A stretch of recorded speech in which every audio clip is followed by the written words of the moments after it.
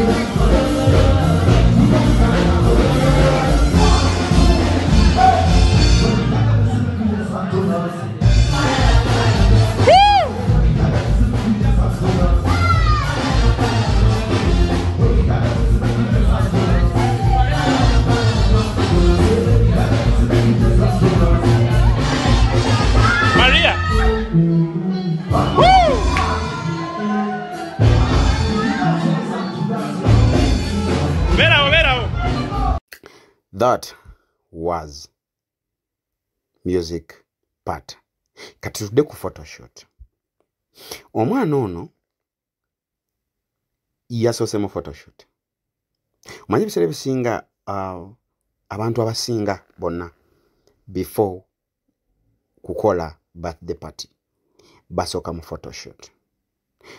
Photoshoot eyo kuba kufuna bifaananyi by'onootimba ku social media platforms zo. Photoshoots zino zituyambako kufuna kikyogenda okuwa ba fans bo oba abantu aba bulijjo okulabika nti nno bakuyambako okukucelebratinga ku birthday yo. Okitegeera? So omwana Jamira Nabunya, hey, omwana yakoze photoshoot. Katulaba kifaananyi kino. Yabadde ng'ali mu kusoma akatabo. The brand. Katiraba kano. Guys, bwe tubagamba nti nno mu Aromatic Entertainment mwe muli abawala, envuumuulo n'abasajja enjasabiggu. Abakimanyi bakimanyi. Ne kati abakyawakana. Njagala otunuleko obutunuzi ku. Sooka otunuleko obutunuzi ku photoshoot ya Jamira Nabunya. Ku birthday ey'emyaka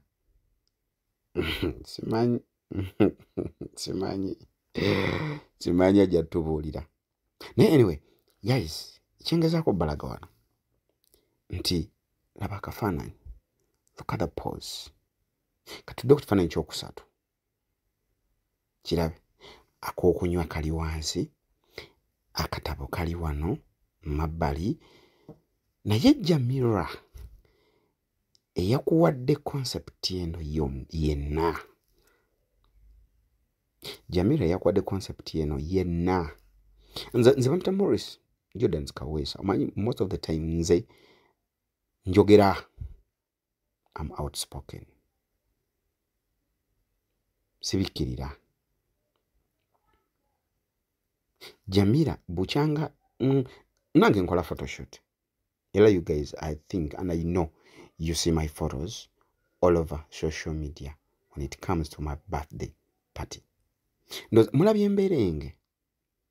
Oba aba mwegumumanyinga sawa zinazanyanga senga Ingrid. Nga Ingrid ali eyo nasaba ali mu kumansa sente so ka Sanchez ali nazaagala naye ali eyo amansa sente mu mugambe.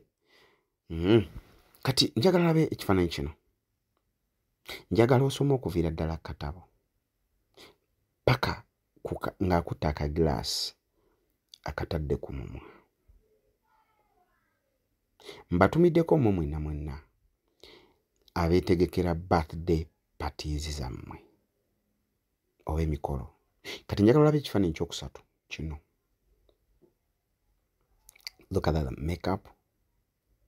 Look at the eyes. Look at minyekindekeki. Kiraga omuntu Jamira ekyamazima nze nasiimye nga nze nasiimye. Manyi ne bafans bo basiimye.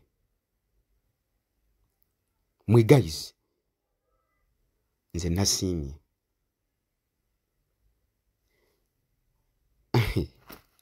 I look at the photos and be like, what? Nenga mwebale nnyo, mwebale kuwagira Jamira Nabunya. Manyi naye gyali, manyi naye waali. Musiimu. Omanyi kirungi nnyo kuno ku nsi okukola ekintu ng'okimanyi nti nno kyokola abantu bakyagala. Anyway, kantwala omukisa guno era okuyisaawo akalango ka Aromatic Entertainment ng'egenda kuba ng'ezannya omuzannyo. Aromatic Entertainment egenda kuba ng'ezannya omuzannyo ne bakayimbira Drum Actors bagenda kubeera nga bazannya omuzannyo ku stage ng'ennaku z'omwezi 18 18, 19, n'abiri ku Bat Valley Theatre. Omwezi ogw'omusanvu n'ekyo tereka akasenteko ojje bino nabyo birabeko ku stage kubanga these things tetubikomya mu bifaananyi. Aromatic Entertainment tebikoma mu bifaananyi naye ebireeta ne ku stage, ebireeta ne mu movies zaayo, ebireeta ne mu movie zaayo kye bayita Aromatic Entertainment. Guys, bw'oba olina kyali watamanyi kye bayita Aromatic Entertainment mugambe bali bakyali baddala bakola kye bakola bakimanyi. Mulage ku movies zaffe, mulage Pressure, mulage ku zino eziri latest. Tomuza n'eri mabega, mulage ku zino eziri latest, mulage Neighbor season 2, mulage Pressure, mulage Ekyekango. Mulageeko ku movies zaffe ezo eziri latest. Ajja kumanya kye bayita Aromatic Entertainment kyeki. Guys, we love you so much. Mwebale nnyo, mwebale ddala okuba mulaba movies za Aromatic Entertainment. Jamira, eno birthday. In fact, eno birthday party gye wakoze. Eno birthday party gye wakoze. Ebifaananyi bye watadde. Omanyi, guys, si kyangu kukuuma nti nno kyokoze omwaka guno kikole n'omwaka ogujja. Yes, last year ina kye yakola birthday parties. Nja gibalagako awo mu maaso kaawo nja gibalagako. Naye ate kino kyayitiriddemukko. Kati meaning ne next year kiyinza ate okusukkamu era. Kubanga nze kyemmanyi nti Aromatic Entertainment n'abazannyi baayo bakikola okuva ku kisooka ate buli mwaka bongerako bwongezi. Buli mwaka Aromatic bongerako bwongezi. Tebadda mabega, bagenda mu maaso. Naye ekyo kituyamba nga nammwe tulina obuwagizi bwammwe. That's why mbeera mbeebaza all the time okubeera muwagira movies Aromatic Entertainment n'okubeera nga mukola buli kimu kyonna kye mukola. We love you so much. Okuviira ddala ku mukama waffe Sir Ahmed Rwowa, Nampija Florence, Yiga Conrad Peter, omukulu Slight Mulimira, omukulu Sakamiti, omukulu Kasaga Jason Tongo, omukulu Manager Roger, omukulu Director Bulondo Abe, omukulu Isma Ish, omukulu Morris Jordan's K, Morris Jordan's Kawesa, omukulu Farouk Mutebi, omukulu mwenna aba Aromatic Entertainment. Jirabi. Guys, first of all, thank you so much for your support to make us number one, to make Aromatic Entertainment number one in the game of movie production, the game of acting, the game of making movies. Thank you so much. We appreciate. Mulabye kye bayita. Florence Nampija omulabye. Wali omulabiko nga abiibya. Guno guyinza okuba mulundi gulinga gwakusatu. Okumulabako nga abiibya. Omulabako nga abiibya ku pate ya Luxury. Aba team Luxury gye bamuyita ne bamukyaza. Ndowooza mulabako nga abiibya ku olwo. Ndowooza azeemu mulabako ku birthday party ya director waffe omukulu Sir Ahmed Rwowa. Neera n'omulabako nga abiibya. Ndowooza azeemu mulaba nga abiibya wano ku birthday ya Jamira. In fact, mumulabako era nga abiibya ku tukya kyanche. If I'm not mistaken. Yeah, right? Okay, thank you so much, guys, for watching this channel. My name is Morris Jordan Kawesa, straight out of Aromatic Entertainment. I love you so much for each and everybody. I want to send my regards to those who are staying in Arab countries like Jordan, Qatar,